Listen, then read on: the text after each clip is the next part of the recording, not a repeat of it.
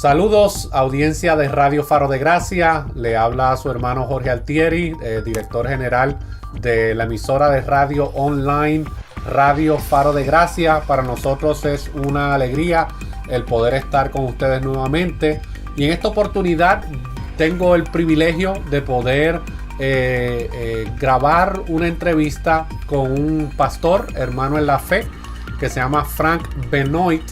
Él ha estado trabajando en la obra misionera por muchos años, por varias décadas, tanto en Latinoamérica como en Estados Unidos y en España.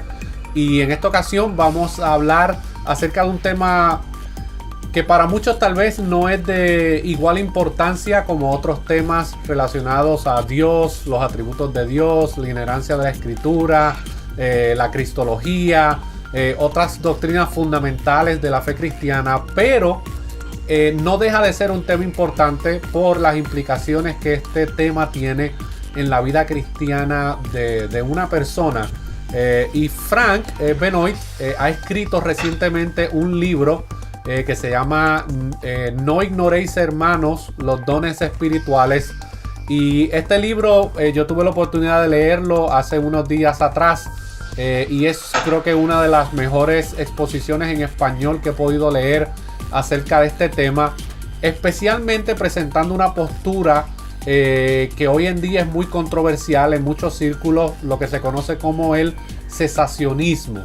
Así que yo quiero darle la bienvenida a nuestro hermano Frank para poder tener este diálogo acerca de este tema, y esperamos que este tema sea de gran bendición para todos los que nos escuchan a través de nuestra programación diaria y también a través de las redes sociales y las plataformas que nosotros utilizamos. Así que esperamos que lo disfruten. Frank, buenas tardes. Hola. Sí, buenas tardes. Gracias. Pues yo le agradezco su tiempo para poder tener este diálogo acerca de este tema que entiendo yo que es muy importante. Háblenos un poquito del trasfondo que usted tiene en su vida en Cristo, y luego vamos a empezar a hablar de qué fue lo que lo motivó a usted escribir este libro, que es básicamente una defensa bíblica histórica acerca del tema del cesacionismo. Sí. Pues mi testimonio brevemente sería que vengo de una familia no cristiana. Mi madre era luterana, mi padre católico. Entonces, para evitar las guerras religiosas, no hacíamos nada, y para cuando yo ya estaba en el último año de high school o instituto en Estados Unidos, yo me declaraba ateo, como mi padre se había declarado ateo, aunque él había sido católico toda su vida, pero ya en sus años más adultos, él rechazó todo lo que era de la religión, y él dijo que lo que creía es que estamos aquí por la evolución y tal. Entonces, como yo también recibí eso en la escuela, pues yo me identificaba así, que Dios no existe, todo eso es una mentira. Pero luego mi madre, ella le fue diagnosticado un cáncer, y provocó para ella una rebúsqueda para sus raíces luteranas, y ella empezó a volver a la iglesia luterana, y de ahí una iglesia evangélica luterana, y luego de ahí a una iglesia evangélica bíblica. Y en algún momento de ese recorrido de mi madre, yo creo que conoció al Señor y se convirtió, y empezó a animar a nosotros para también recibir a Cristo, y dijimos que no queríamos saber nada. Y luego, cuando yo me gradué de high school en Estados Unidos, los Gedeones vinieron y estaban regalando el Nuevo Testamento a todos los estudiantes, y yo cogí una copia que no me interesaba para nada, pero yo decía, pues voy a guardarlo para darlo a mi madre. Y nunca sucedió. Mi madre falleció por el cáncer que tenía, yo con apenas 18 años. Y en un momento de crisis, en el verano de 76, empecé a recordar lo que la gente en la iglesia de mi madre me habían dicho de que Cristo es la única respuesta a tu problema. Y entonces decidí mirar lo que decía la Biblia o el Nuevo Testamento de los Gedeones, y a través de lo que leí en la Biblia y los consejos que daban de cómo recibir a Cristo, pues yo recibí a Cristo en ese momento. Fue en el final de julio del año 76.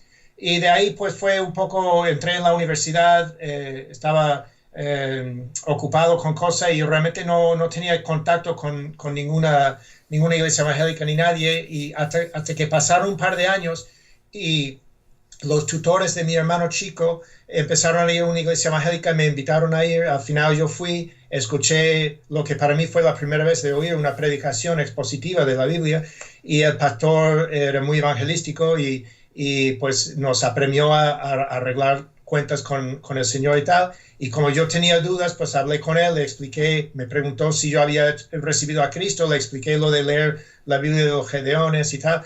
Y al final él dijo que él creía que yo había conocido al Señor, pero nunca había podido crecer porque no había estado en una iglesia. Entonces empecé a asistir a esta iglesia, que hoy día sigue siendo mi única iglesia. Ahí me discipularon, me bautizaron, me enviaron al seminario para estudiar para el ministerio, luego me enviaron aquí a España como misionero, y todo eso los últimos 40 años más o menos resumidos. Y entonces vi que en mis primeros años de creyente en la universidad, con muchos otros amigos creyentes de diferentes denominaciones, que este tema de los dones de lenguas y profecías y sanidades y tal era algo muy que provocaba muchos debates, ¿no? Entonces mi iglesia tenía su postura, que era cesacionista. Yo no entonces conocía ninguno de esos términos, pero creí que lo que mi pastor me explicaba de la Biblia y lo que yo veía en mi propia experiencia, que lo que ellos estaban afirmando no era correcto. Cuando ya empecé a estudiar en el seminario, donde fui a estudiar el seminario teológico de Dallas, en Dallas, Texas, allí la única cosa que yo dije en mi entrevista que no estaba de acuerdo es su postura cesacionista. Yo decía que tengo muchos amigos que no creen esto, tal, y aún así me aceptaron como estudiante. Empecé a estudiarlo un poco más ahí, pero terminé mis estudios, salí de ahí, me uní a una misión evangélica, vine aquí a España y empecé a trabajar. Y por los años 90, yo llevaba aquí casi 8 años trabajando en España. Llegó el libro ya traducido al español de Jack Deere, que fue un boom ahí en Estados Unidos cuando salió, sorprendido por el poder del Espíritu. Y muchos de los misioneros que llevaban mucho tiempo aquí, de un trasfondo de iglesias o denominaciones o escuelas bíblicas donde se prepararon, que eran cesacionistas, empezaron a abandonar esta postura y enseñarlo en las iglesias donde trabajábamos, con una federación de iglesias evangélicas en España que tampoco es carismática, es una federación en la práctica por lo menos cesacionista, aunque en su declaración de fe no tiene nada ahí específico, pero en la realidad la gran mayoría son iglesias cesacionistas.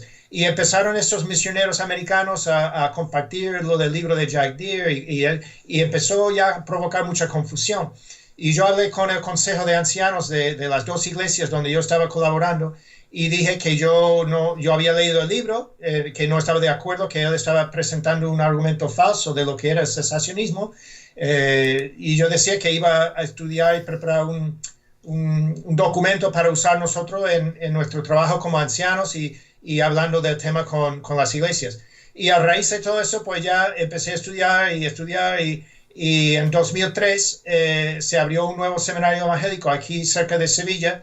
Me pidieron entrar como profesor porque los que organizaban eso me conocían de antes, y yo entré como profesor, y después de un año dando clases me pidió el seminario de sacar un doctorado porque querían tener la facultad, más facultad doctorada. Y entonces cuando entré en un programa doctoral otra vez en el seminario de Dallas, un doctor de ministerio, el director me preguntó de qué iba a ser mi proyecto de estudio. Uh-huh. Le expliqué el tema del problema que llevaba 7, 8 años en mis círculos en España, que estaba este tema de un resurgir de creer en la vigencia de todos los dones, y que yo había explicado lo que era el cesacionismo, y me dijo que ese es lo que iba a ser el proyecto. Entonces, a raíz de eso, hice el programa doctoral y la explicación que tuve que dar a un grupo de lectores, un grupo de control, un grupo de lectores, y hacerle una encuesta antes de leerla y después para medir sus cambios y tal. pues a raíz de este documento que presenté para eso, escribí el libro. No sé si ese es mucho, pero Sí, más no, o menos por ahí. pero definitivamente nos da un poquito de trasfondo de qué lo llevó a poder escribir este libro. Basado en la experiencia que usted ha tenido tanto en Estados Unidos, en Latinoamérica y en España, ¿cuál ha sido su experiencia con este tema del continuismo y del cesacionismo? ¿Cuáles son algunas de las problemáticas que usted ha podido ver al poder compartir, verdad, tanto en Europa como acá en Norteamérica y en Latinoamérica? Porque hay Mm, mucha confusión en relación a este tema. Se hacen ciertas caricaturas sí. acerca tanto de la posición cesacionista como de la posición continuista. ¿Cuál ha sido su experiencia en ese aspecto?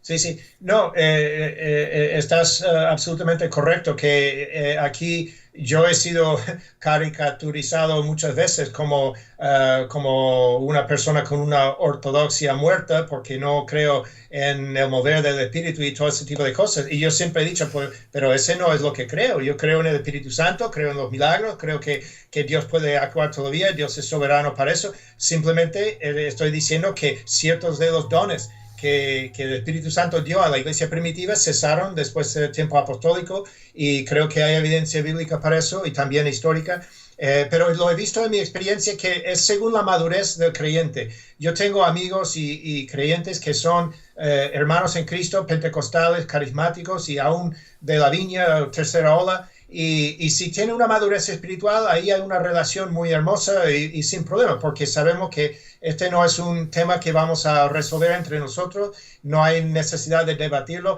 Es como entre los calvinistas y los arminianos, que no se va a resolver, entonces ¿para qué pelear sobre ello? ¿No? Sí, sí. Y yo leía diferentes autores de diferentes posturas de esas cosas y veía que mientras había una madurez espiritual y una confianza en el Señor, se podía tratar y hablar del tema sin rencor y sin caricaturas y todo ese tipo de cosas. Entonces yo decidí que eso es lo que yo quisiera hacer, de tratar de explicar, y por eso el título del libro dice no una defensa, sino una explicación, porque realmente si fuera una defensa, pues ya es en plan casi bélico o algo así, y yo no quería eso. Yo decía, pues voy a ponerlo igual como era en mi proyecto doctoral. Es una explicación que la gente puede leer, puede aceptar o no, pero solo estoy explicando una cosa para que se quede patente. Y una de las alegrías que tuve más grande antes de publicarlo es que pedí a algunos hermanos aquí en España,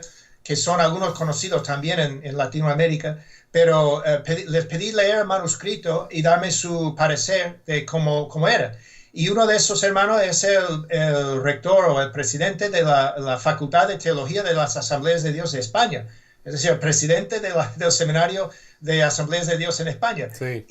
Y me leyó el libro y su evaluación era genial, porque él les decía que, mira, lo que Frank ha escrito ya rompe esquemas, que es decir, que lo que él explica el cesacionismo y cualquiera que quiere creerlo está justificado. Y para nosotros que no lo creemos, ya nos ha puesto un reto, que tenemos que saber qué decimos. Y Claro. este para mí fue un honor muy grande, porque ese hermano es un amigo, un hermano en Cristo, y yo le di las gracias por haber sido muy objetivo y muy honesto en explicarlo, pero yo quería estar ahí, que yo podría hablar con él de este tema sin llegar a rencor o pasado. Y es porque yo he sentido en mi propia carne en algunos momentos, tanto en Latinoamérica o en Estados Unidos o aquí en España, lo de menos, porque aquí no muevo en círculos pentecostales como ahí cuando he ido a reuniones grandes, pero que me han puesto diciendo, pues, si tú eres esto, entonces tú no crees que el Espíritu Santo todavía obra hoy.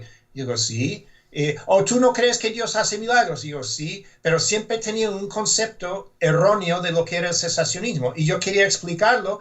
Y este hermano, el presidente del seminario de las Asambleas de Dios aquí en España, él reconoció en su evaluación que está al principio del libro con otros hermanos más, que eso es lo que yo hice. Yo expliqué sin rencor, sin provocar división, simplemente poniendo ya una nueva explicación que realmente aclarece muchas de las caricaturas que han existido en el pasado. Sí, una de las razones, bueno, hay varias, pero yo creo que una de las razones por las cuales en Latinoamérica hay mucha inmadurez, tanto en aquellos que sostienen el cesacionismo como aquellos que sostienen la posición del continuismo, es la ignorancia que hay acerca del tema, y Sí. muchos pues se dejan llevar simplemente por las caricaturas que se hacen de cada postura. Pero yo creo también un elemento que ha influenciado mucho es que la cantidad de literatura en español a favor del continuismo es mucho más grande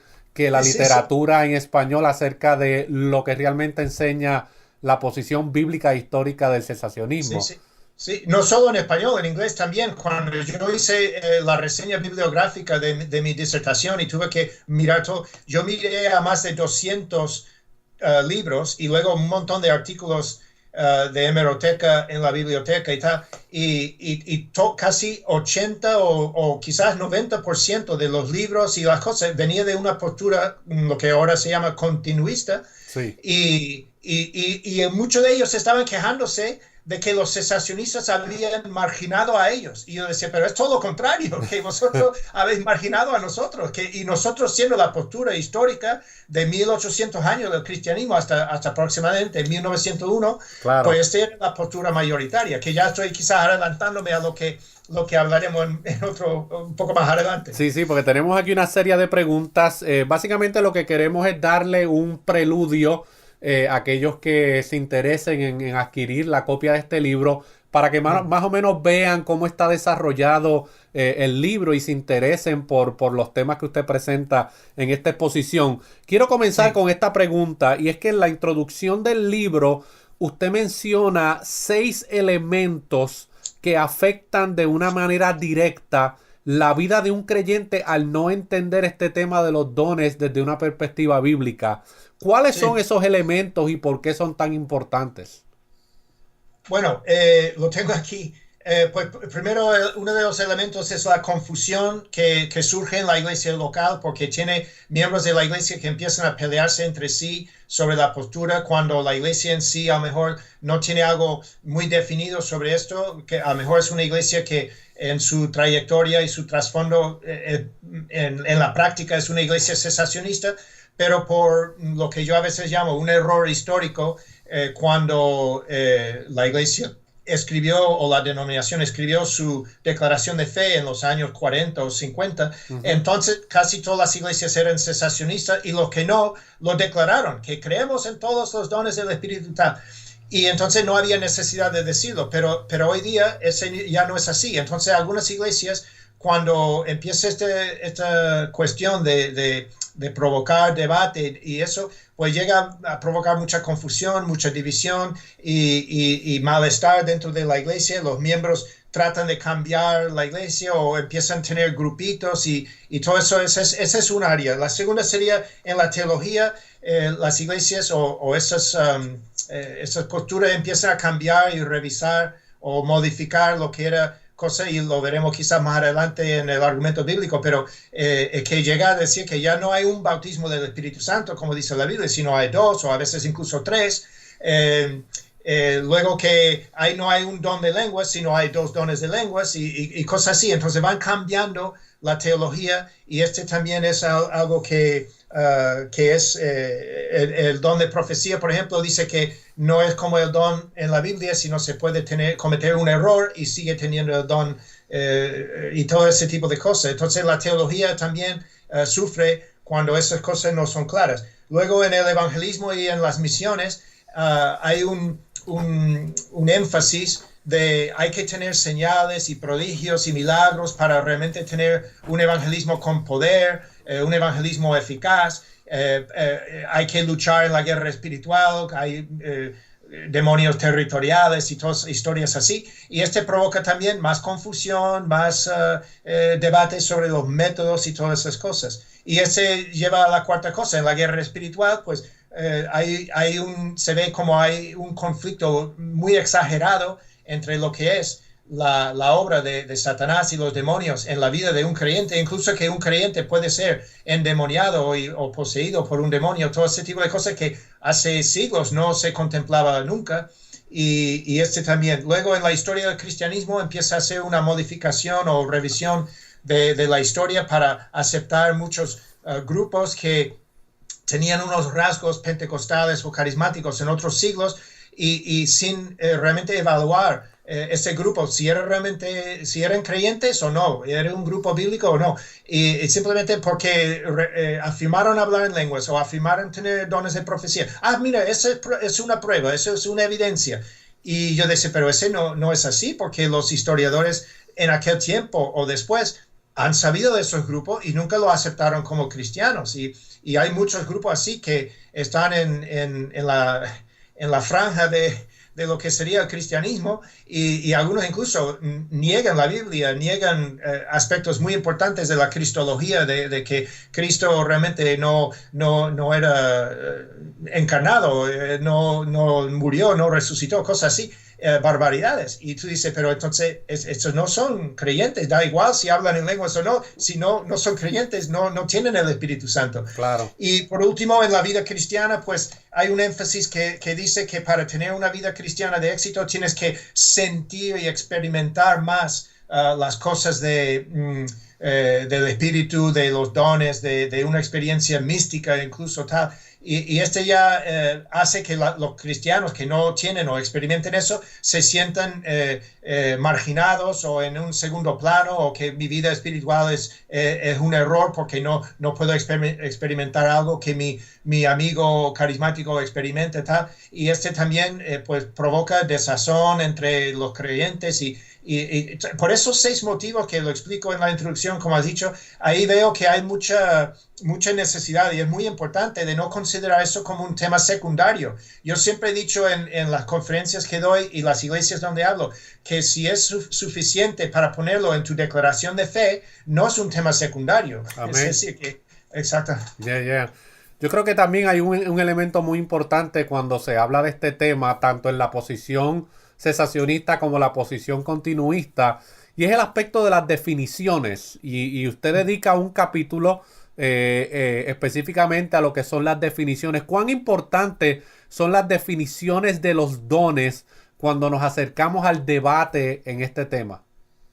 Hombre, yo creo que es importante porque así sabemos que estamos hablando de la misma cosa. Si yo estoy hablando del don de lenguas y lo explico como el don de lenguas en la Biblia, no el don o supuesto don de lenguas que algunas personas afirman experimentar.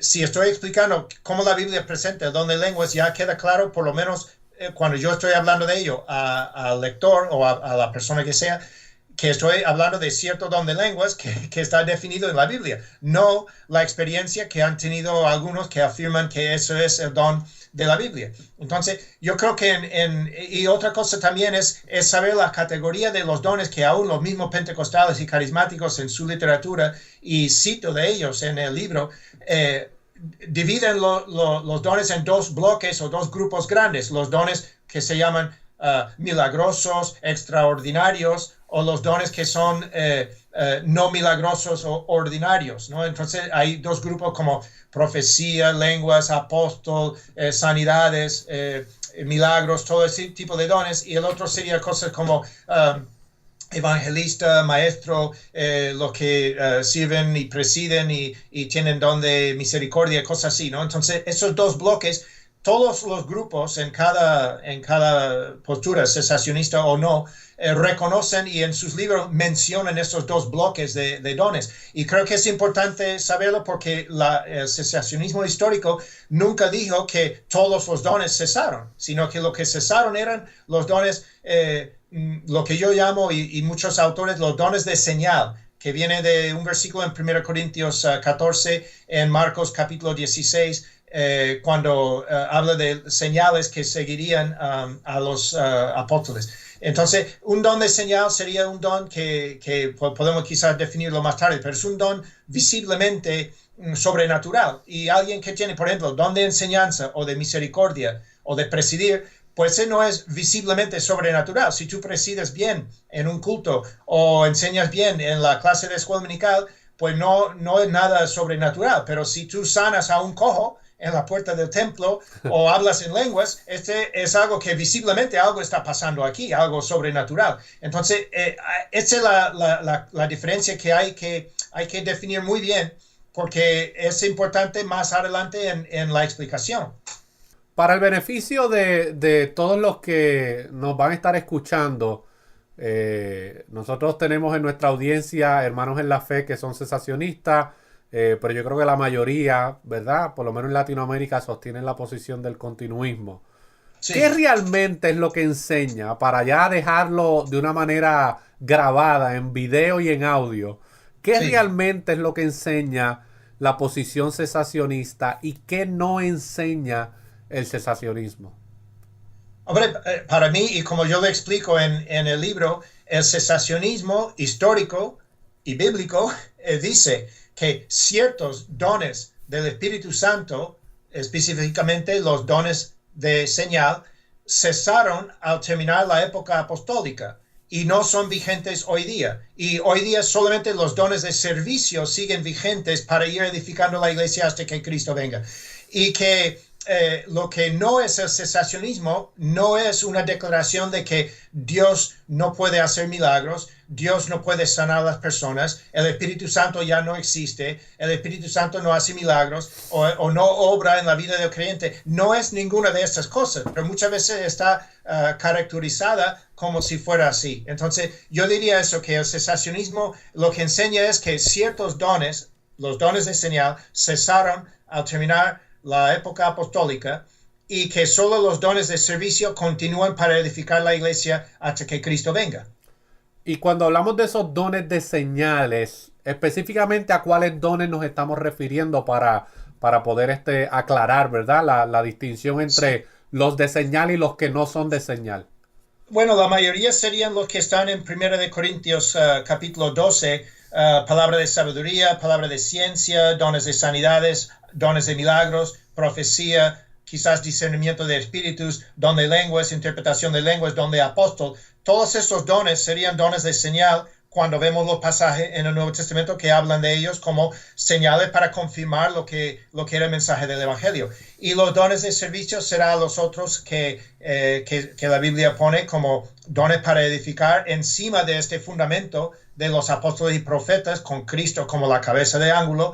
Pues encima de eso, para edificar en este fundamento que fue establecido con los dones de señal, se usan los dones de servicio para edificar lo que es, en la metáfora, lo que es la casa del Señor, ¿no? O la iglesia del Señor. Entonces, la gran mayoría están ahí, pero se menciona también en Romanos 12, donde profecía, ahí en Efesios 4, donde apóstol, donde profeta,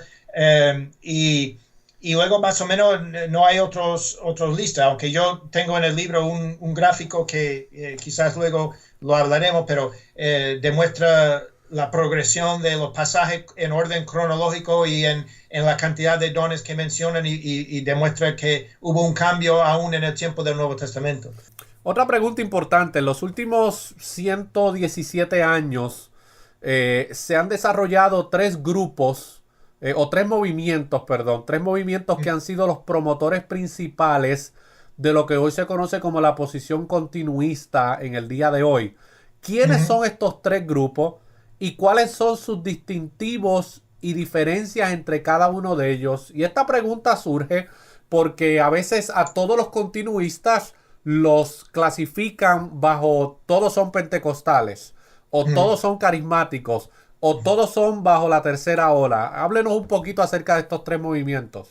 Sí, bueno, los has nombrado ahora, el movimiento pentecostal que empieza en el 1901 en Estados Unidos, luego el movimiento carismático que empieza aproximadamente en el año 1960, otra vez en Estados Unidos, y luego el movimiento de la tercera ola, en un principio eran las iglesias de la Viña, el movimiento de señales y prodigios, el movimiento de Toronto, de la Risa Santa, todas esas cosas que empezaron a desarrollarse al final o mediados o final de los años 80 y sobre todo en los años 90. Y a veces se llama también el movimiento neopentecostal.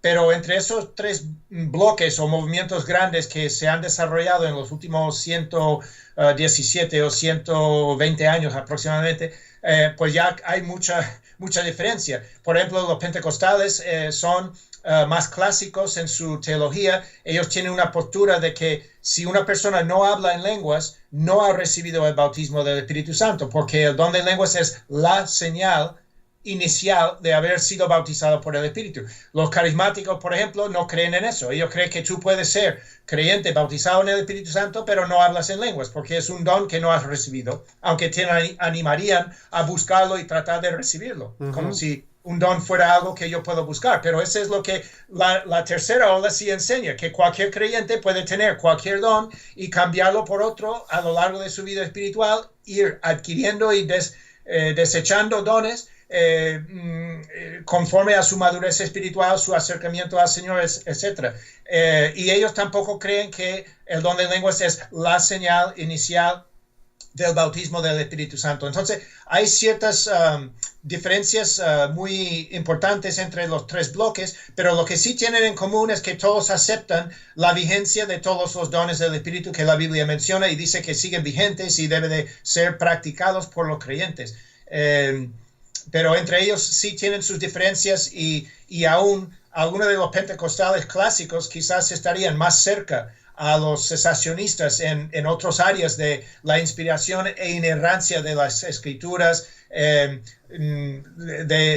no creer en un don de profecía o sanidades que puede fallar y sigue siendo un don auténtico. Sí. Y ya en la tercera ola, pues ese sucede ahí. Entonces hay tantos matices que sería otro libro, solamente marcar la diferencia entre esos tres grupos. Claro, en mi contexto, yo fui criado dentro del movimiento pentecostal. Bueno, primero carismático y luego pues entré en el grupo, el movimiento pentecostal. Así que conozco de fondo, ¿verdad? Un poco las posturas que ambos sostienen. Pero, por ejemplo, los pentecostales clásicos, Asambleas de Dios, Iglesia de Dios Mission Board, Iglesia de Dios MI, que son tres de los concilios más grandes, por lo menos en Latinoamérica, ellos aceptan la mayoría que no hay apóstoles hoy en día. O sea, que ellos entienden que ese don o ese oficio cesó. Así que en ese sentido, pues sí sostienen lo que el cesacionismo enseña. Y ellos también enseñan o creen que no hay profetas hoy como los que había del Antiguo Testamento, sino que hoy pues hay aparentemente un don de profecía, pero no es un oficio de profeta. Por lo menos esa fue mi experiencia el tiempo que estuve militando en el movimiento pentecostal y mi formación teológica comenzó con ellos. Los últimos 10 años, pues, al analizar mucho de las definiciones, de las prácticas, de lo que yo veía dentro del movimiento, pues comencé a cuestionarme muchas cosas y me ha llevado a estudiar mucho más a fondo este tema. En mi familia, que es una familia bastante grande de creyentes, el único que sostiene la posición cesacionista soy yo. Así que pues yo soy visto un poquito como la oveja negra de la familia en cuanto a ese tema.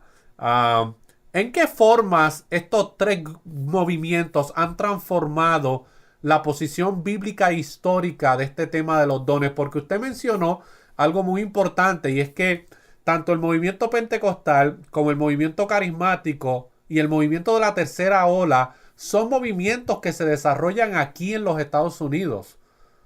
Y es de Estados Unidos de donde sale el resurgimiento de esta posición continuista, porque Latinoamérica recibe lo que los americanos le importan. O le exportan, perdón, ¿verdad? Se lo envían para Latinoamérica, porque esto tampoco está viniendo de Europa, viene de aquí de los Estados Unidos. ¿En qué manera estos grupos o movimientos han transformado la posición bíblica en este tema? Bueno, la posición bíblica en el tema de los dones, como dije un poco antes en la entrevista, que durante casi 1800 años la postura de la iglesia, desde los primeros los comentaristas en el siglo II, III, IV, cuando hablan de los dones, siempre dice, pues es una cosa que es de la época de los apóstoles, hoy no lo entendemos porque cesó, tal. Y hay citas así que podemos ver en algunos de los escritores cristianos primitivos.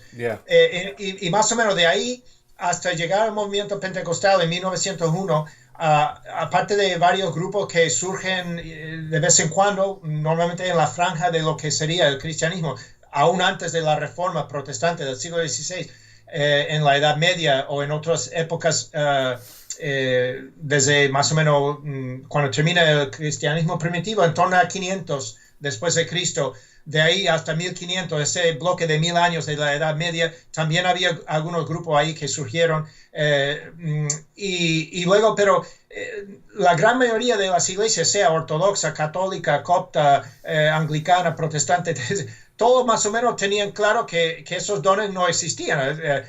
Surgían milagros, a veces según la confesión cristiana que hubo, si era una confesión más o menos ortodoxa, oriental, católica, romana, algo así, quizás estaban los milagros siempre asociados con algún santo o alguna reliquia, la Virgen, etc. En iglesias protestantes o un trasfondo protestante, a lo mejor estaba visto como algo insólito, que Dios había hecho un milagro, algo de su providencia o lo que sea. Pero más o menos todos tenían claro que los dones de señal y dones milagrosos ya no estaban en vigencia. Y cuando llegó el movimiento pentecostal en 1901 empezó a cambiar eso, y muy rápidamente, gracias a las relaciones que se había construido en el siglo XIX entre el movimiento de santidad en Estados Unidos y en otra parte de Occidente, estas líneas de comunicación eran muy afines a lo que era la búsqueda del bautismo del Espíritu Santo. Y cuando ese brotó en Estados Unidos, primero en Kansas con Charles Parham en su escuela bíblica, y de ahí se pasó a Los Ángeles, el avivamiento de la calle Azusa, durante 3 o 4 años, pues de ahí ya se extendió a Latinoamérica, Europa y otras partes del mundo a través de misioneros pentecostales que fueron ahí a extenderlo. Entonces, transformó lo que era la postura bíblica e histórica de que los dones habían cesado, y en la historia del cristianismo se veía que habían cesado. Y ya dijeron que no, y empezaron a rechazar esa postura y decir que incluso algunos reconocían que sí habían cesado, pero Dios los ha traído de nuevo. Esas son las lluvias tardías de que habló el profeta Joel y tal.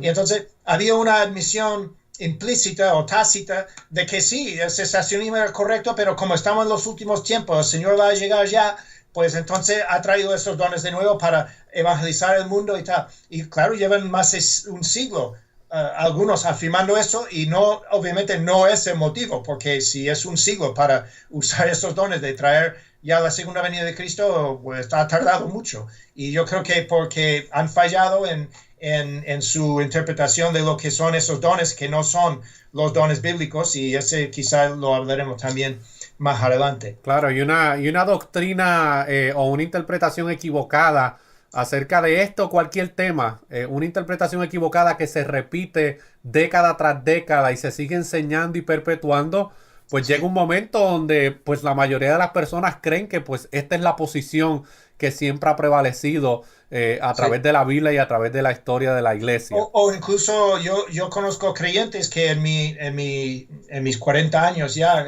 poco más, 40 y pico de creyente, que algunos creen que simplemente es una cuestión de gustos, que a algunos cristianos les gusta tener esto y otros no les gusta, y entonces ya y ni siquiera lo miran como algo teológico o bíblico, simplemente es una cuestión de gustos. ¿Qué tipo de vida cristiana y experiencia cristiana o culto en la iglesia quieres tener? Y si lo que te gusta, pues ir ahí. Y es un poco...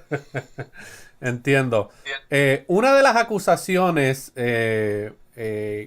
o señalamientos de los que sostienen la posición no cesacionista, sí, es que la postura cesacionista no puede ser sustentada ni en el Antiguo Testamento ni en el Nuevo Testamento. ¿Es esto verdad? ¿No hay precedentes bíblicos para poder sustentar la posición bíblica del cesacionismo? Esta pregunta es importante porque la mayoría de mis amigos continuistas, aún entre grupos reformados, una de las acusaciones que siempre me lanzan o me argumentan es que mi cesacionismo está basado única y exclusivamente en la historia de la iglesia. Sí. ¿Es esto verdad? Sí.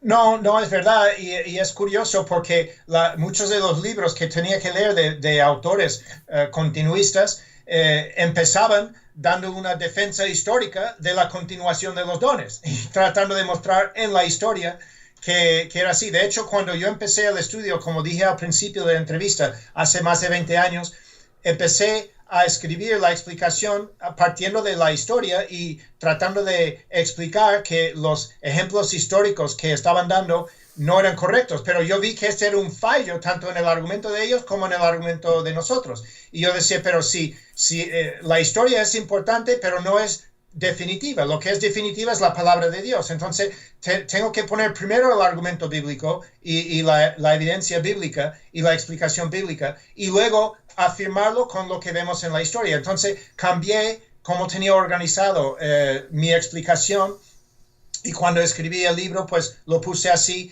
con primero la explicación bíblica del cesacionismo y las evidencias bíblicas, y luego las evidencias históricas. Entonces, sí, hay evidencias bíblicas. En el Antiguo Testamento hay muchos momentos cuando la obra milagrosa de Dios, y no necesariamente de dones, porque los dones del Espíritu son una manifestación de la iglesia, la época de la iglesia, y no del Antiguo Testamento. Pero en aquel tiempo sí el Espíritu Santo trabajaba, venía sobre las personas para hacer la obra de Dios que Dios quiso. Y entonces vemos en el Antiguo Testamento que había momentos cuando esa obra de Dios y lo que Él estaba haciendo milagrosamente cesó. A veces cesó durante una generación o unas décadas, y luego volvió. Quizás la época más grande de cesacionismo en el Antiguo Testamento se conoce en los panoramas bíblicos como el periodo de silencio de 400 años, desde el cierre del Antiguo Testamento hasta que empieza el Nuevo Testamento, o el tiempo de la vida de Juan el Bautista y Jesús. Pero en ese bloque, cuando Dios ya no había profetas, no había revelación de Dios, no había milagros, todo eso había cesado. Pero antes de eso, también en otras épocas, de hecho, Moisés daba instrucciones a los israelitas antes de entrar en la tierra prometida, que los padres tenían que enseñar a sus hijos lo que Dios había hecho en sacarlos de Egipto y todas las cosas grandes que hizo, porque llegaría un momento cuando estas generaciones no se acordarían de eso. ¿Pero por qué no se acordarían? Porque Dios no estaría obrando en esa forma en esas generaciones, y entonces hay que enseñar lo que pasó en otra época porque temporalmente ha cesado. Entonces sí hay un precedente en el Antiguo Testamento de que la obra milagrosa de Dios cesaba por temporadas, pero cuando llegamos al Nuevo Testamento, pues ya vemos que este se hace más lo que yo considero un principio de cese, y ahí vemos muchos textos que hablan del propósito de los dones, y que los dones tenían que confirmar la predicación del Evangelio, que estaban puestos para echar un fundamento de la iglesia, y en una metáfora como Pablo usa en Efesios y en otros sitios de un edificio, si una casa, un edificio tiene un solo fundamento y de ahí encima se va edificando, no puedes estar eternamente echando el fundamento no se echa en cada planta del edificio, simplemente se echa el fundamento una vez y ya se edifica encima. Y todas esas cosas revelan, además de un estudio bíblico inductivo que ve los pasajes de los dones y cómo va menguando los dones de señal y cambiando el enfoque a dones de servicio. Incluso para el final del Nuevo Testamento ya no hablan ni siquiera de dones.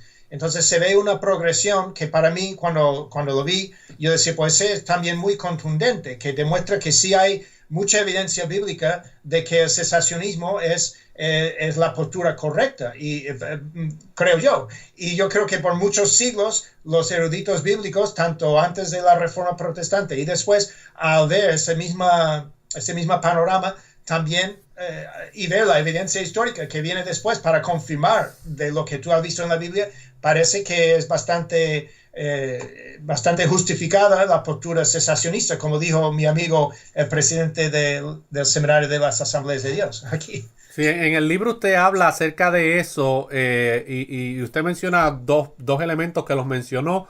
Uno es lo que se conoce como el precedente de la temporalidad, que es ese argumento de que tú no puedes encontrar el cesacionismo en el Antiguo Testamento. Y luego usted habla acerca del principio de la temporalidad, ya en referente a lo que tiene que ver con el Nuevo Testamento. ¿Qué significa eso específicamente? El precedente de la temporalidad y el principio de la temporalidad, porque estos son dos términos que por lo menos en mi estudio acerca de este tema nunca los había escuchado. Sí, bueno, para mí un precedente es cuando algo sucede que demuestra que algo más adelante también puede suceder. Entonces, cuando vemos en el Antiguo Testamento que hay un precedente, que la obra milagrosa de Dios cesó, muchas veces en el tiempo de los jueces, o después, había épocas cuando Dios ya no revelaba, no obraba milagros, luego empezó otra vez, luego paró.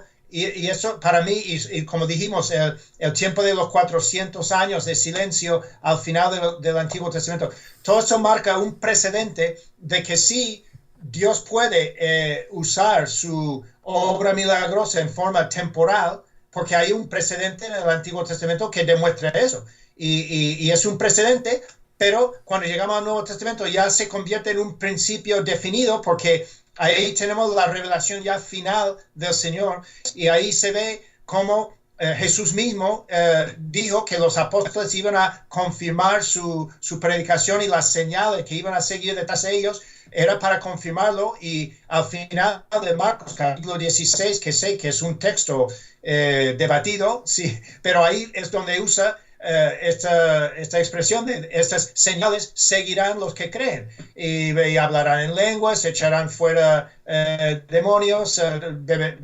beberán veneno y cosas así.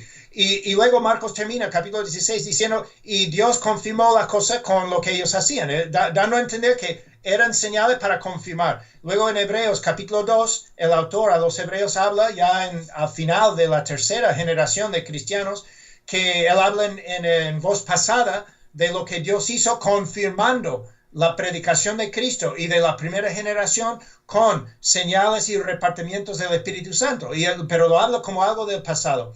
Y estas son cosas que yo creo que establece un principio, y luego cuando vemos lo del estudio bíblico inductivo, de la progresión y el cambio de enfoque, de dones de señal al principio, y conforme que va pasando en orden cronológico el Nuevo Testamento, se van menguando los dones de señal y va destacando los dones de servicio.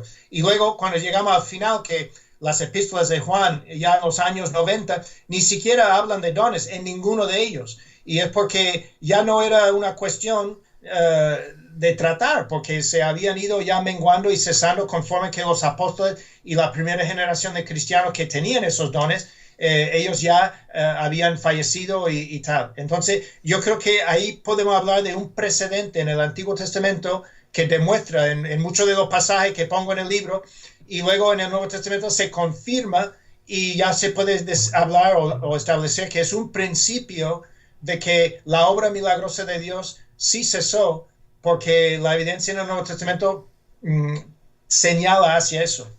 Si usted en el libro presenta una gráfica que yo Sí. la encontré muy útil, que presenta las fechas en que se escribieron ciertos libros del Nuevo Testamento y la lista de los dones que aparecen en esos libros. La Sí. pregunta sería, ¿por qué es importante el poder entender este aspecto cronológico de estos libros en relación al tema de los dones y su vigencia actual? Bueno, es importante porque ese demuestra que aún en el mismo Nuevo Testamento y en la época apostólica, el énfasis en los dones de señal, conforme que más y más del Nuevo Testamento estaba escrito, ya más de las cartas de Pablo, de Pedro, los evangelios de Mateo, de Marcos, de Lucas, el libro de Hechos, conforme que todo eso estaba ya estando escrito para ver y leer cada uno lo que Dios había hecho, no hacía falta estas señales que tenían los apóstoles y algunos de los primeros cristianos, no eran necesarios para confirmar que lo que estaban proclamando y predicando era de verdad de Dios, porque ya tenía la palabra inspirada ahí para decirlo. Y entonces, al ver esta disminución progresiva, que se va disminuyendo los dones de señal y cambiando de enfoque a dones de servicio, pero aún todo el progreso cronológico se va ya disminuyendo el enfoque en los dones siquiera. Es decir, que no es la cuestión, y yo no me acuerdo si lo escribí ahí o en algún otro momento ya enseñando, lo dije en alguna de mis clases en el seminario, una conferencia, pero no podemos suponer que no se habla de los dones ya apenas en las epístolas de Pedro y de Juan, que son ya al final cronológicamente o en el libro incluso de Hebreos, que se menciona solo en capítulo 2 este pasaje que creo que es muy fundamental para la postura cesacionista, pero que no podemos suponer que ellos no hablaban del tema porque estaba tan entendido entre todos cómo usar los dones que no hubo ningún problema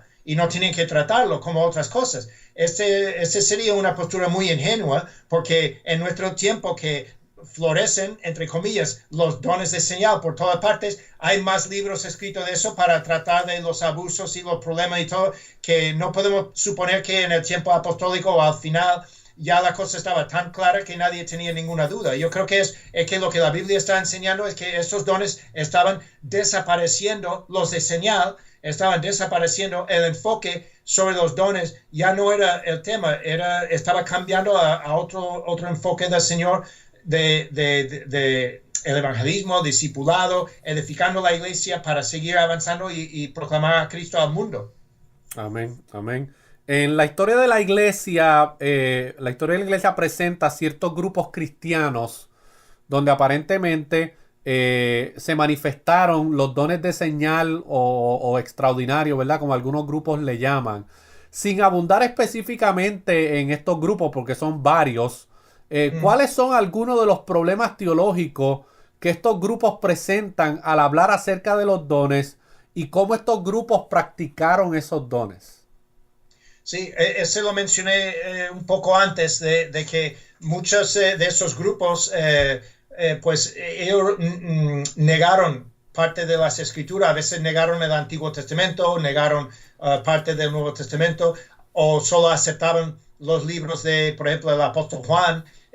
Había un grupo en la Edad Media, los cátaros o albigenses, que en muchos siglos atrás algunos los consideraban como protoevangélicos, como los valdenses, que sí eran más protoevangélicos y en el tiempo de la Reforma se unieron a la Reforma, pero los cátaros o albigenses de la ciudad de Albi en Francia, pero los cátaros estaban en Francia, en el norte de España, en Alemania, en Italia, en Suiza, en mucha zona grande, pero los cátaros eran dualistas, entonces ellos rechazaban, creían que el Dios que había creado el mundo material era malo y solo el Dios que era espíritu era bueno.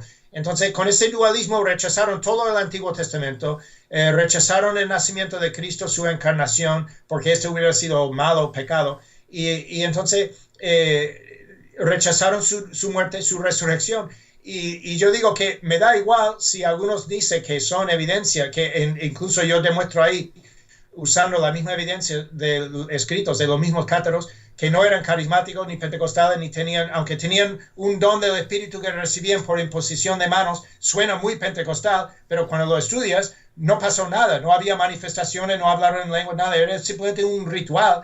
Y este grupo para mí no son ni cristianos, aunque eran muy nobles, tenían un buen testimonio, eran un poco como algunos buenos testigos de Jehová que pudieran tener muy buen testimonio, pero sabemos que su doctrina, por no creer en la deidad de Cristo y presentar otro Cristo, o los mormones presentan a otro Cristo que no es el Cristo de la Biblia, pues no son cristianos y da igual si hablan en lenguas, tienen profecías, etcétera, etcétera. Esos grupos no son cristianos y no podemos considerarlos como verdaderos o verdaderas muestras de la continuación de los dones de señal. Luego había otros grupos como los valdenses y algunos de los grupos anabaptistas y otros que sí eran creyentes en el sentido bíblico, pero sus supuestos dones, y aún yendo hasta el siglo II, el primer ejemplo que muchos usan son los montanistas, que empezaron a mediados del siglo II. Ellos parece que la gran mayoría sí eran creyentes de verdad, pero sus profecías fallaron. Ellos profetizaron que Cristo iba a volver en tal año, en tal lugar, nunca sucedió. Pasó también con grupos en la Edad Media, grupos en el tiempo de la Reforma, los anabaptistas radicales, etc. Y como su don de profecía falló, entonces no tenían ese don. Aunque ellos en sí pudiéramos aceptar que fueran creyentes de verdad, pero que si su don falló, entonces no era el don bíblico. Y entonces, ese no es evidencia de que los dones de señal habían continuado. Entonces, es importante entender la historia y aún, como dije antes, muchos de los autores carismáticos o de tercera ola empiezan tratando de poner evidencias históricas de que los dones continuaron. Y a veces en algunos libros de Peter Wagner y otros autores, hay uno muy antiguo de un autor pentecostal, Carlos Brumbach, del año 1946, y ellos simplemente en un párrafo o dos nombran un montón de grupos y sabemos que este grupo y otro grupo y tal, hablaron en lenguas, tenían profecía tal, y entonces esa es evidencia, pero no hacen ningún esfuerzo de evaluar qué creían estos grupos, quiénes eran. Y si fueron creyentes de verdad o no. Entonces, no podemos tratar de usar la historia en una forma tan superficial y luego echar en la cara de los cesacionistas, pero tu argumento no es bíblico, solo basado en la historia. Pero eso es falso, está basado en las dos cosas. La Biblia enseña eso y la historia lo confirma. Yeah. Esto me lleva a la próxima pregunta, y es que en la parte final de este libro, usted hace mención a algo que usted le llamó los revisionistas históricos. ¿Qué significa esto? ¿Quiénes son sus mayores proponentes hoy en día? ¿Y por qué esto del revisionismo histórico es tan peligroso para un entendimiento bíblico e histórico acerca de este tema de los dones? Sí. Bueno, no sé si nombro algunos nombres. Ya he mencionado este hermano Carlos Brumbach, que era pentecostal de mediados del siglo XX. Luego estaba Peter Wagner, recién fallecido, creo que el año pasado falleció. Peter Wagner, que era muy conocido en los últimos 30 o 40 años del siglo XX y primera parte del siglo XXI. Ellos son algunos que usaban eso. Jack Deere. ¿Perdón? Jack Deere. Jack Deere también, él no tanto. Había otro autor, William de Arteaga, que escribió un libro que trataba básicamente de probar o demostrar que el don de sanidad había continuado a través de todos los siglos. Esa es otra cosa. El libro de Brumbach era solo para confirmar el don de lenguas. El libro de Arteaga era para confirmar el don de sanidad. Hay otro libro que se llama El Reino y el Poder, que es básicamente el manual de teología de las iglesias de la viña o la tercera ola. Y ahí hay algunos autores ahí que tratan de demostrar en la historia que los dones sí estaban entre los santos orientales en Grecia, en Turquía, estaban en la Edad Media o en la Iglesia Católica en grupos como los cátaros o en grupos como los jansenistas en el siglo XVII en Francia, etc.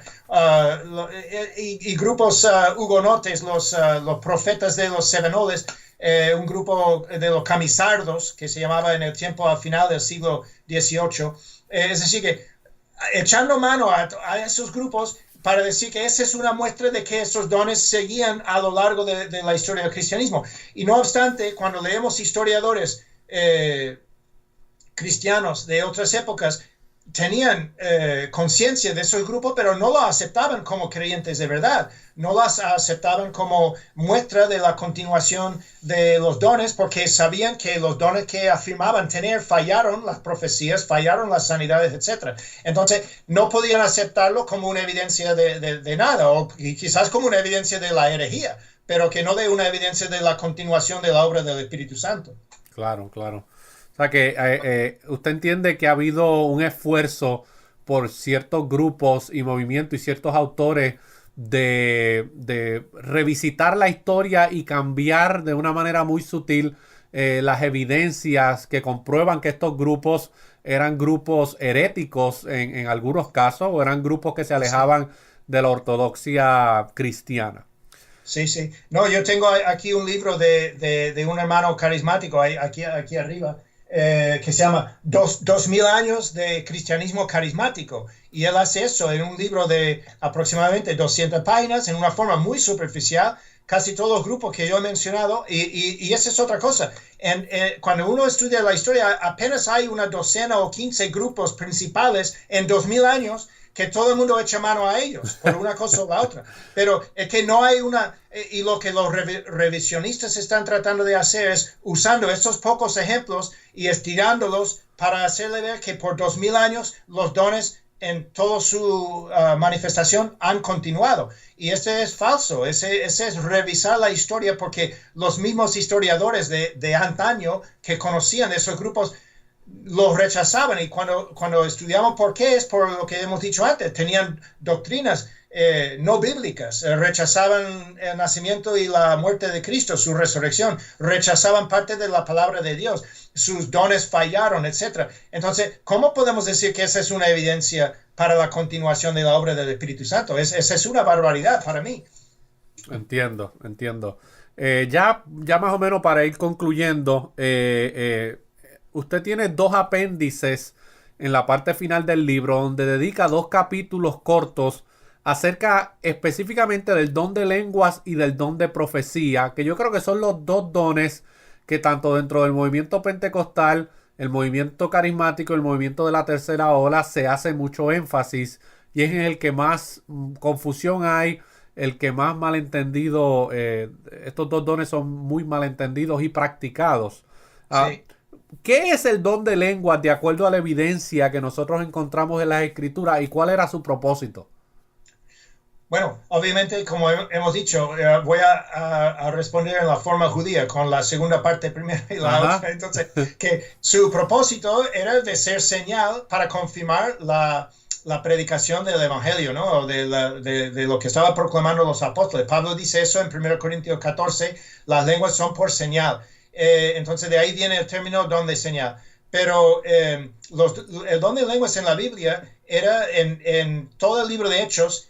Solo hay un don de lenguas, el que está en capítulo 2, capítulo 10 y capítulo 19. Lucas no hace ningún esfuerzo para enseñarnos que el don de lenguas cambia en ningún momento en el libro de Hechos. Entonces, en capítulo 2 dice que lo que escucharon los apóstoles hablando en lenguas, decía que les oímos hablando en nuestros idiomas, nuestros dialectos de que nacimos, tal, y nombran un montón de diferentes dialectos.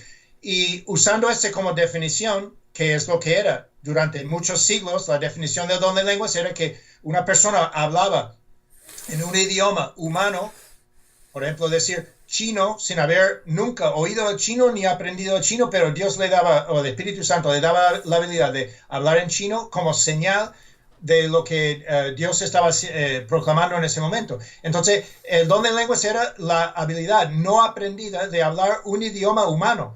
Pero como algunos de los profetas paganos, los oráculos de Delfos y todas esas cosas, pues ellos hablaban en un estado extático, y conforme que esos grupos brotaban en el tiempo de la historia del cristianismo, muchas veces cuando pasaban su don de lenguas o lo que sea, estaban en un momento extático o en trance o lo que sea, y los primeros pentecostales, es curioso, que creían la definición bíblica, que el don de lenguas que experimentaron. De hecho, cuando leemos los testimonios de la escuela de Charles Parham en Kansas, en 1901, la primera mujer que habló en lenguas, Agnes Osman, ella afirmaba hablar en chino, en sueco, en español, en francés, en yo no sé, una docena de idiomas, pero eran idiomas humanos.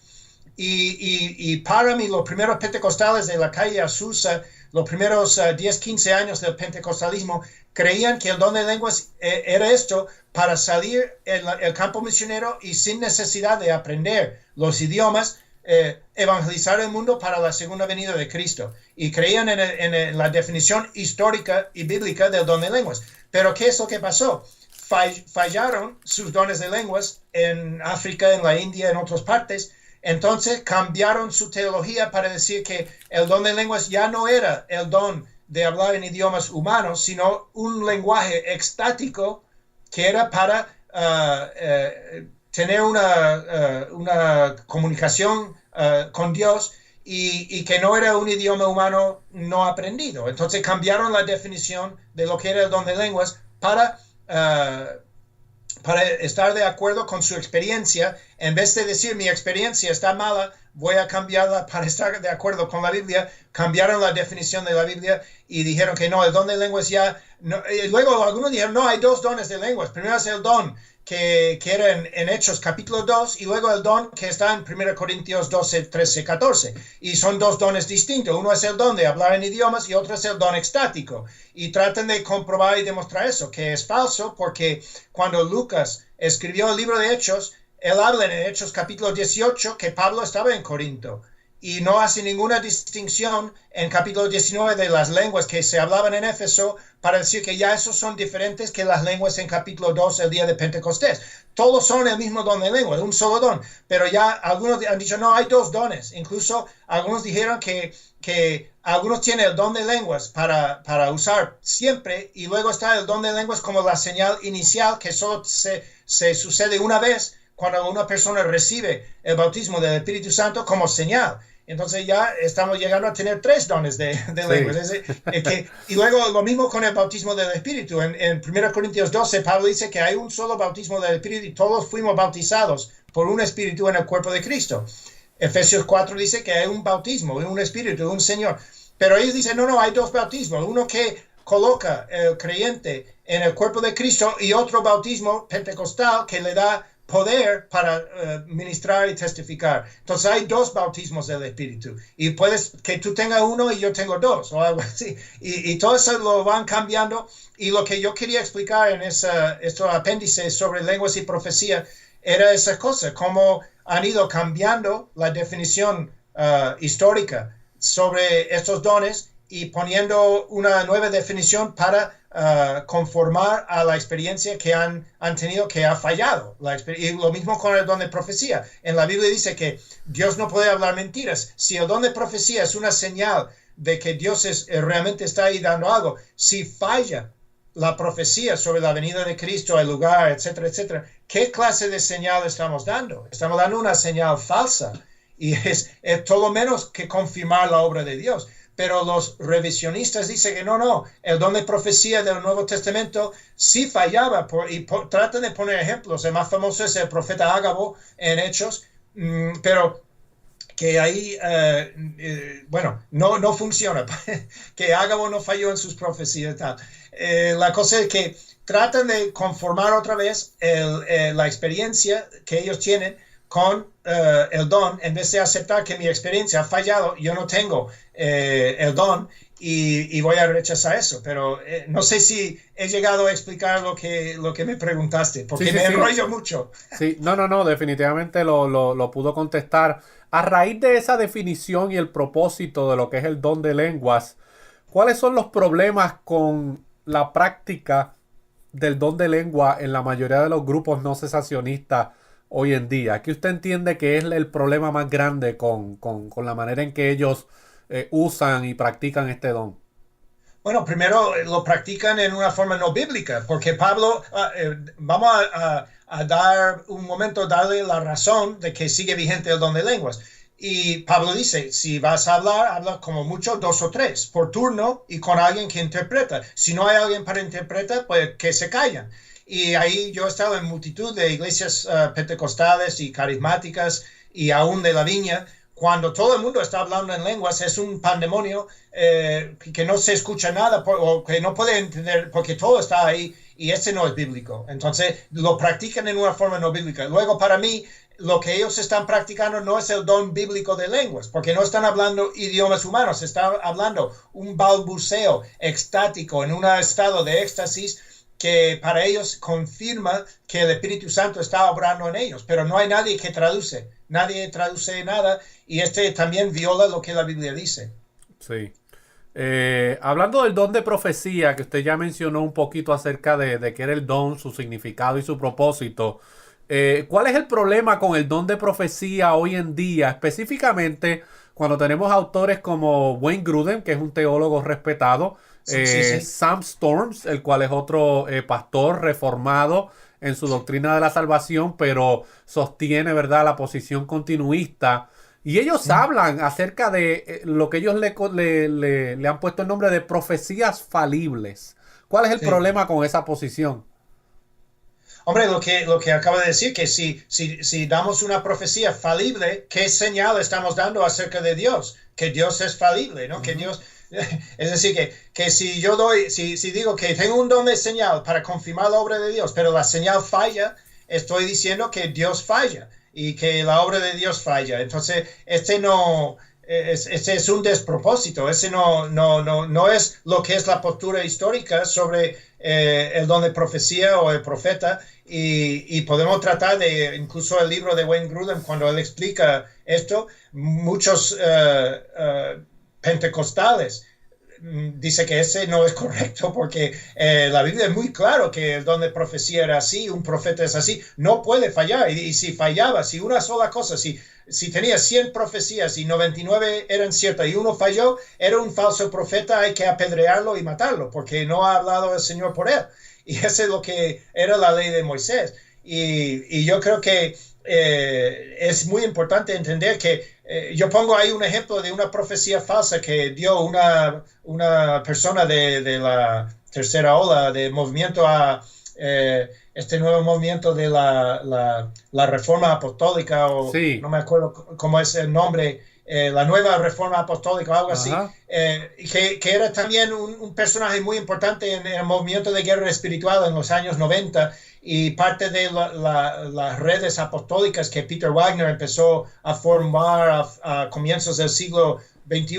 Cindy Jacobs vino aquí a España hace 21 años y dio una profecía en Barcelona cuando estaba la guerra de los Balcanes en pleno apogeo, y ella dijo que esta guerra iba a llegar aquí a España y que las bombas iban a caer en las calles de Barcelona y los hijos de los creyentes iban a morir y había mucha urgencia para ya ponerse de la... Y un hermano pentecostal o carismático que escuchó esta conferencia de ella en Barcelona en el año, creo que fue en 96, quizás 97, estaba tan impactado este hermano continuista con la profecía que en aquel tiempo, cuando casi nadie tenía internet todavía, estaba hablando hace 21, 22 años, él transcribió la profecía y lo mandó por correo, carta, a todas las iglesias evangélicas en España. Y yo recibí, todavía tengo en mis archivos, esta carta que recibí de este hermano diciendo con mucha urgencia, esta profecía de la profetisa Cindy Jacobs, que tal, y tenemos que orar porque viene ya el avivamiento. Y había profetizado que España iba a liderar la reconquista de África, del mundo musulmán, con un ejército de misioneros, un montón de barbaridades. Bueno, todo lo que está ahí no ha sucedido nada, nada. Ha fallado. Ella no tiene un don de profecía, según lo que yo entiendo en la Biblia, pero para muchos de los hermanos pentecostales, carismáticos y de tercera ola, ella sigue siendo un gran apóstol y profeta y sigue teniendo un don vigente, porque ellos han definido que se puede fallar porque el profeta no ha recibido bien el mensaje de Dios o no ha transmitido bien lo que Dios le reveló. Y ese es el argumento de Grudem. Pero yo creo que cuando empezamos a hacer esto, estamos haciendo un tipo de partiendo cabellos, y ese ya no es lo que la Biblia revela ni la historia del cristianismo. Claro, yo escuché a uno de los proponentes de la tercera ola, Mike Bickle, Sí. que lidera el movimiento de International House of Prayer Sí. aquí en los Estados Unidos, y él en una afirmación dijo que él está consciente que el 80% de las profecías que se dan en su ministerio nunca se cumplen y que no son profecías que vienen de Dios. Así que, pero él se siente a la misma vez orgulloso de que por lo menos un 20% de las veces ellos le atinan, ¿verdad? Que es el término que utilizan. Sí. De 100%, 20 le atinamos, 80 no. Hay un buen margen. 20% es mejor que 5%. Y ese es el argumento que utilizan. Pero mal que vive hoy, porque si hubiera vivido en el tiempo de Moisés, le apedrean como falso profeta. Así mismo es. Ya para ir concluyendo, hermano Frank, ¿qué consejos usted le daría a los pastores, maestros, líderes y hermanos no cesacionistas acerca de este tema del cesacionismo? ¿Qué consejo usted le podría dar a ellos? Porque ellos van a escuchar este video y automáticamente van a rechazar muchas de las cosas que se están presentando en este diálogo. ¿Qué consejo usted le puede dar a esos pastores que están luchando con esta realidad de los dones, de su definición, de cómo se está practicando en sus iglesias? Bueno, yo diría que si están luchando con ello, es una muestra de que ellos mismos reconocen que algo algo no encaja, algo no va bien. Y yo creo que el mismo Espíritu Santo está, está tratando de enseñarle que tienen que volver a estudiar el tema. Si mi libro podría ayudarle, estupendo, que busque el libro y léelo, como mi amigo el presidente del seminario de las Asambleas de Dios aquí en España dijo, es una explicación muy clara y contundente de lo que es el cesacionismo, que da una justificación perfecta a quien quiere aceptar el cesacionismo y pone un reto para los que no lo aceptan. Entonces, él me dijo, no lo que está en el libro, pero personalmente que dice, yo presenté cosas que él nunca había considerado, nunca había contemplado. Bueno, no sé, esa es la postura que yo he sostenido de más de 30 años y lo he usado para explicar a obreros y creyentes confundidos con el tema y la gran mayoría de ellos al escucharlo dice, pues se me suena bíblico, me suena razonable. Y yo digo, bueno, pero ese, ¿por qué lo es? Y entonces lo que la gente experimenta, lo que lleva pasando por más de un siglo en estos tres movimientos y grupos, y que se va cada vez tratando de alcanzar nuevas metas de despropósito, porque hay una cosa que antes estaba bien, hablar en lenguas y tener profecía y sanidad, y ahora ya ese no es suficiente, tengo que ir a algo más, y luego ese no es suficiente, tengo que ir a algo más. Y antes uno era un pastor muy dotado, pero ya no suficiente, tiene que ser un apóstol, y luego un super apóstol, y luego, ¿qué? No sé. Es decir, que siempre va buscando, entonces la experiencia no es la respuesta es volver a la palabra de Dios, ver lo que dice, mirar la historia de la iglesia y ver si confirma lo que la Biblia tiene, y ese es lo que yo daría, y luego tratarlo con una madurez de decir que yo reconozco que hay hermanos que no tienen mi postura en el tema de cristología, soteriología, escatología, lo que sea, y no tengo que decir que tú ya no eres ni hermano en Cristo, tú no eres creyente, si no crees exactamente como yo. Hay muy buenos grupos evangélicos como la Alianza Evangélica Mundial y algunos grupos así que son un tipo de foro donde muchos diferentes posturas evangélicas pueden estar de acuerdo en algunas cosas fundamentales sobre la deidad de Cristo, su encarnación, su muerte, su resurrección, su segunda venida, la inspiración y la inerrancia de la palabra de Dios. Todo eso estamos de acuerdo. Entonces, no tenemos que ir ya machacándonos sobre otra cuestión, aunque no estamos de acuerdo, pero que se puede dialogar, pero siempre con amor y dialogar con respeto, con cortesía y tratando de entender la otra persona y su postura. Si hay un pastor continuista o un creyente que no entiende el cesacionismo o tiene un concepto caricaturizado, pues que lea el libro y entiende realmente qué es la postura histórica y bíblica acerca del cesacionismo. Eso es lo que yo recomendaría. Sí, en mi experiencia personal, yo, pues, como dije anteriormente, crecí y nací dentro de un movimiento carismático primero y luego pentecostal clásico. Pero aún en mi tiempo dentro de estos movimientos, nunca se me dio una enseñanza sistemática de qué realmente es lo que enseña el continuismo. Simplemente se me hacían afirmaciones de que esto es, pero yo nunca me había dado a la tarea de estudiar aún mi propia creencia continuista. Y no fue hasta tal vez unos 8 o 10 años atrás que comencé a estudiar lo que yo creía acerca del continuismo, que me empecé a dar cuenta de que había muchos espacios que no cuadraban, muchas piezas en el rompecabezas que no concordaban bíblicamente, y eso me llevó entonces a analizar lo que para mí era una herejía, que era la posición cesacionista, y han sido pues muchos años de mucha lucha interna, porque me habían enseñado toda mi vida de que si tú no crees en el continuismo, tú estás blasfemando al Espíritu Santo y pues tú eres candidato a apostatar de la fe. Así que sí hubo una lucha interna en mí por muchos años para poder entender este tema, y ahora pues con toda convicción bíblica lo sostengo desde una perspectiva bíblica primeramente, y luego pues la historia de la iglesia confirma ¿verdad? Mi convicción, y lo que veo hoy en día siendo practicado pues no guarda ningún tipo de remembranza o ningún tipo de parecido a lo que podemos encontrar en las escrituras. Sí, sí. Hermano Frank, ¿cómo podemos conseguir copia de este libro? ¿Cómo puede la gente contactarse con usted? ¿Cuáles son los medios que hay disponibles para poder conseguir copia de este libro? Bueno, el libro está disponible en formato impreso, como aquí, y se puede pedir, no en todas partes así, porque aquí en España, en México, creo que en México, Colombia, Perú y Argentina hay editoriales que tienen un convenio con la editorial aquí para imprimirlo según cada pedido, así, porque está en formato digitalizado.